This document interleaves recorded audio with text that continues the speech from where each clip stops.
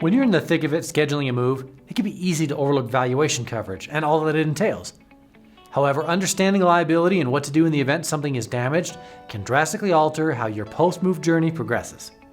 So let's cover everything you need to know about Bailey's Moving and Storage's valuation and reimbursement policies. Now the first step is select your valuation coverage. So when you're signing your moving paperwork, you're going to be presented with the difficult decision, selecting the valuation coverage that you'd like to protect your move. And there are two standard types of valuation and one not so standard that you can pick from. So the first is full value protection.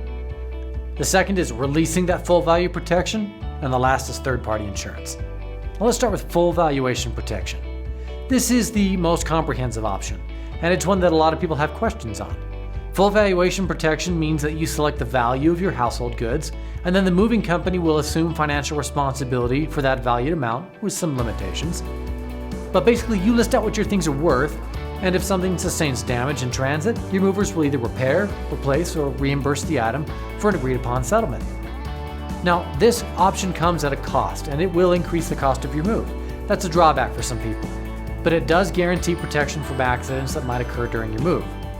Now, although full value protection isn't for everyone, customers with longer distance moves should definitely consider it. Now, the next is released valuation protection. And what this means is that you're releasing the liability of the moving company. So with released value, you get still some minor protection from federal law, which says that the moving companies must still provide you 60 cents per pound of article weight for damages that occur. So think about a 100-pound TV where you've released liability protection.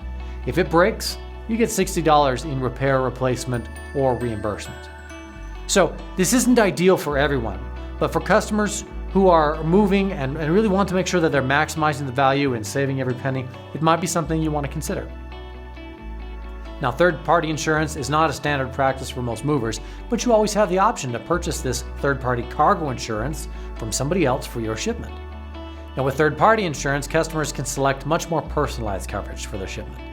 But the process of obtaining insurance is typically more complicated and involves another entity, not just you and your moving company. Now, in this next stage, we're going to talk to you about how you pack, because how you pack determines a lot about how valuation protects you, whether you have full valuation protection or whether you release it. So to start with, we're going to talk about the fact that full valuation protection still does not cover items that you pack that break inside the box without any visible damage during transit. And that's because how you pack is your responsibility if you are choosing to pack your own boxes.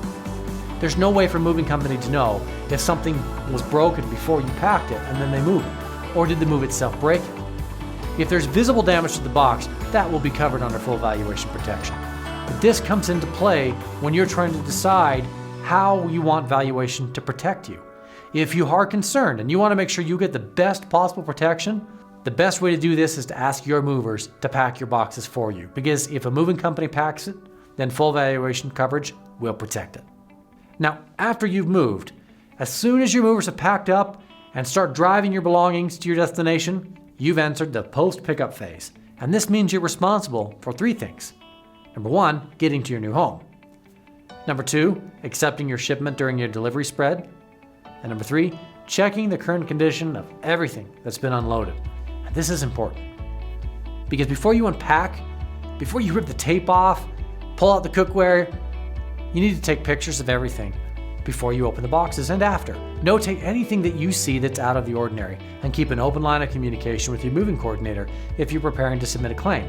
Things happen sometimes during a move, but documenting damages is important.